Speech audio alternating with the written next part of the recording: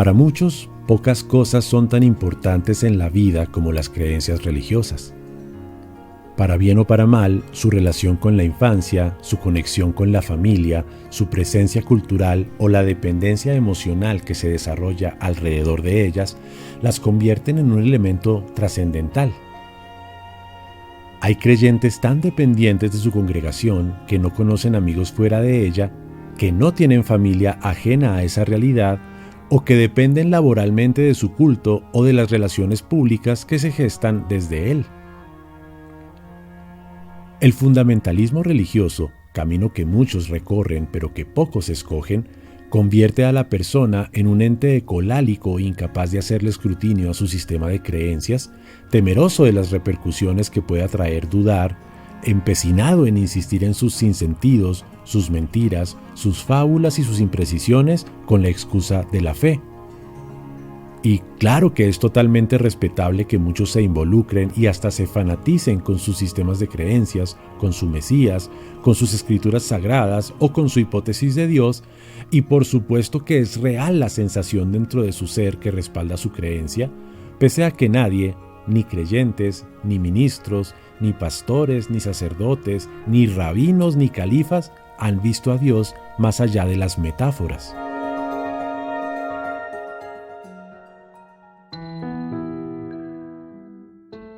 Pero hay un grupo creciente de creyentes en el mundo que logra superar las inseguridades y los miedos con los que fueron formateados y deciden satisfacer su sed natural de conocimiento para comprobar cada detalle de su creencia, y son variadas las razones por las cuales se llega a ese punto que en gran medida no tiene retorno. Algunos se cansaron de las injusticias, las desigualdades, el sufrimiento, las enfermedades, las tragedias, las guerras y los problemas del mundo, y ya no les fue suficiente creer en la diatriba del libre albedrío humano que justifica la ausencia absoluta de su hipótesis de Dios, que bien podría brindar una ayuda real que no se desvanezca en oraciones y buenos pensamientos. Otros le dedicaron algún tiempo a leer con juicio sus escrituras sagradas, encontrando la imposibilidad de creer en su contenido por su monumental lista de desaciertos históricos, biológicos, cósmicos y humanos, o por su inconmensurable misoginia, su racismo, su violencia y sectarismo, o por su parecido a otros textos, o por sus apoteósicas contradicciones.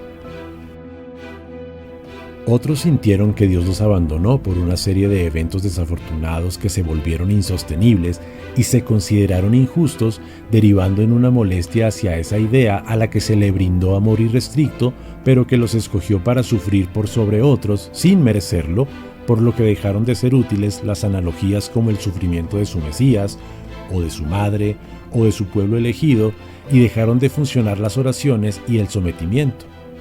A veces el dolor simplemente es demasiado grande como para soportarlo. Algunos vieron que dedicarle su vida a la fe no marcaba ninguna diferencia en lo absoluto entre su bienestar, su alegría o su situación económica y emocional y el de creyentes de otras religiones o pensadores libres, perdiendo para ellos el sentido de dedicarle tiempo y esfuerzo, considerando innecesario esperar a la muerte para sus revelaciones. También hay gente que se alejó de su corporación religiosa en solidaridad con las víctimas de sus abusos, o se cansaron de patrocinar con dinero la holgazanería charlatana de sus líderes que, lejos de ser un ejemplo de austeridad y caridad, usaron los aportes que recibían en nombre de Dios para beneficio propio. No deja de sorprenderme por qué más personas no hacen lo mismo en protesta, lo que dibuja una preferencia malsana hacia la comodidad de su rutina, para nada empática con el sufrimiento de niños abusados o de los pobres que se endeudan para pagar sus tributos a la iglesia. En realidad, las razones no son tan importantes como el fin que cumplen. Hacerse preguntas.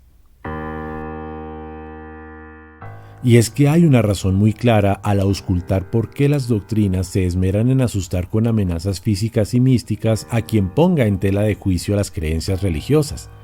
Ninguna sobrevive al escrutinio intelectual. Los líderes de esos emporios lo saben y procurarán evitar o esquivarán los cuestionamientos insistiendo en la fe o aduciendo con torpeza que en algunas ocasiones la respuesta es sí porque así lo creo y punto, o sí porque así lo dicen las escrituras y punto, o sí porque 2.400 millones de personas no pueden estar equivocadas y punto, o sí porque lo siento en mi corazón y punto. Pero la fe tiene su límite, en especial cuando exige aceptar imposibles como si eso fuera una virtud, pero no lo es todo lo contrario. La virtud es hacerse preguntas. La virtud es dudar. La virtud es sospechar. La virtud es ser escéptico. La virtud es no tragar entero. La virtud es cuestionar a las figuras de autoridad e incluso desafiarlas, porque la información que nos brindan, que debe ser tomada como verdad, no puede justificarse en la fe o respaldarse con la creencia. Eso no es suficiente. Sucede entonces que la persona entiende que sus inquietudes nunca fueron contestadas por la creencia, simplemente fueron apaciguadas, pero eso no trae certidumbre. Y cuando las respuestas que tanto se necesitan no se hallan en la fe, ni en la doctrina religiosa, ni en la mitología, empieza una investigación de tipo personal para la cual es necesario transgredir las barreras impuestas por el sistema.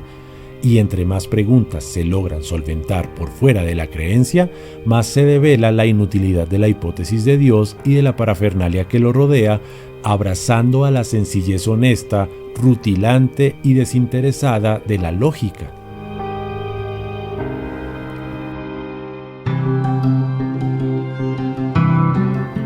Todo esto puede tomar tiempo, a algunos unos minutos, a otros años, y se vuelve inevitable aceptar que en ese lapso no hubo ninguna consecuencia o repercusión. No se alteró de forma dramática la rutina, no cambió la personalidad, no se dejó de amar a nadie y no se extraña la sensación de compañía o protección que estaba innegablemente detonada por la superstición, y se dimensionan realidades que antes eran inconcebibles. El universo no es una creación, nuestro destino no es voluntad de nadie. Apenas somos parte pírrica de una naturaleza apoteósica y compleja. No hay propósito en la vida diferente al que cada persona quiera darle. No hay un cielo o un infierno que se asigna tras un juicio sesgado cuando solo queda de usted el fantasma que tiene adentro. Nadie escuchó nunca sus súplicas.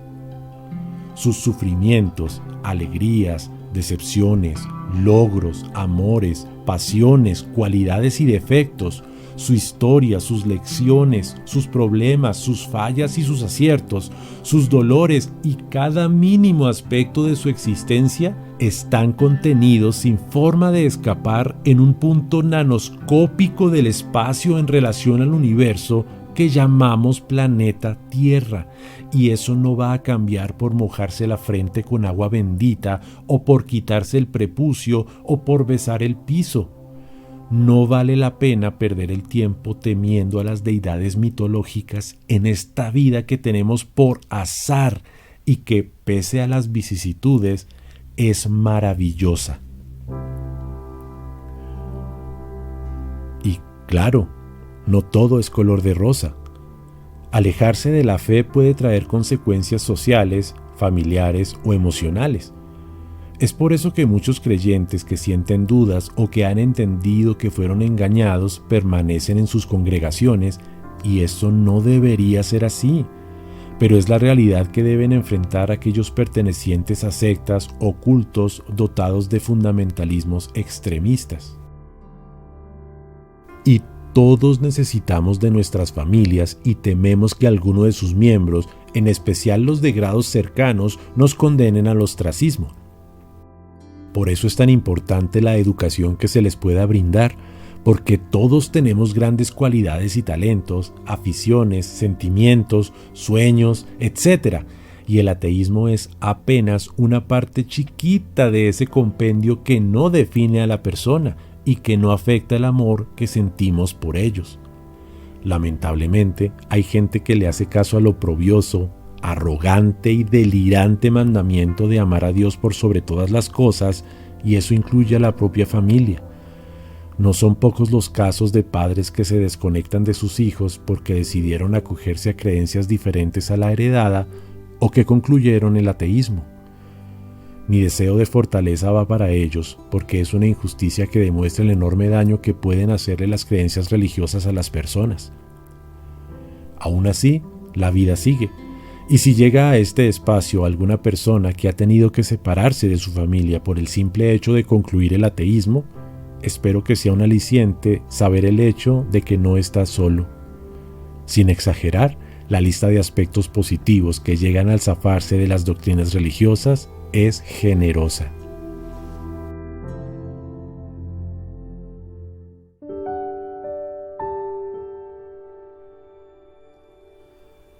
Yo me cansé. Dejé de pretender que escuchaba a mi hipótesis de Dios. Renuncié al equipo de defensa de una deidad imperceptible, invisible, inaudible e indetectable, y acepté con humildad lo mucho que ignoro de la vida, de la naturaleza y el universo. Además, acabé con los aeróbicos mentales exigidos por la fe con los que procuraba, de forma estéril, darle sentido a las diatribas, las mentiras y las contradicciones de la mitología religiosa. ¿Qué pasó? Me quité un monumental peso de encima y deseo, desde esta humilde plataforma, lo mismo para todo el mundo. ¡Piensa libre!